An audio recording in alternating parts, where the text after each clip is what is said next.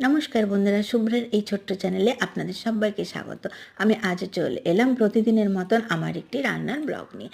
আজকে আমি বানিয়ে দেখাবো কুমড়ো, আলু, সজনে ডাঁটা দিয়ে অত্যন্ত উপাদেয় এবং পুষ্টিকর একটি রান্না। প্রথমে তেজপাতা আর পাঁচফোড়ন একটু গরম মশলা দিয়ে সবজিগুলো নেড়ে চেড়ে নিচ্ছি। সবজিগুলো একটু হালকা হাতে ভাজলে সেটা খেতে ভালোই লাগে। আর এই যে কুমড়োর কিন্তু প্রচুর উপকারিতা আছে, যেহেতু তার রঙটা ন্যাচারালি অরেঞ্জ কালার। আর তার সাথে সজনে ডাঁটা দিলে খেতে খুব ভালো লাগে। দেখুন, একটা বড় টমেটো দিয়ে দিয়েছি আর আমি দিয়ে দিলাম একটু মূলো। এই শীতের সময় কিন্তু মূলো একটু এরকম পাঁচমিশালি তরকারিতে দিলে ভালোই লাগে।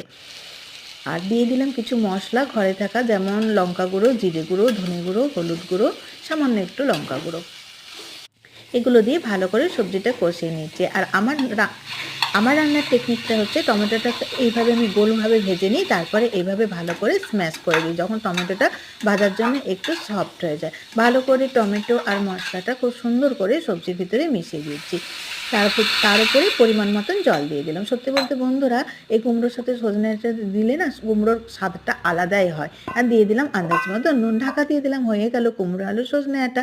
ভালো থাকবেন বন্ধুরা, নতুন বছরে।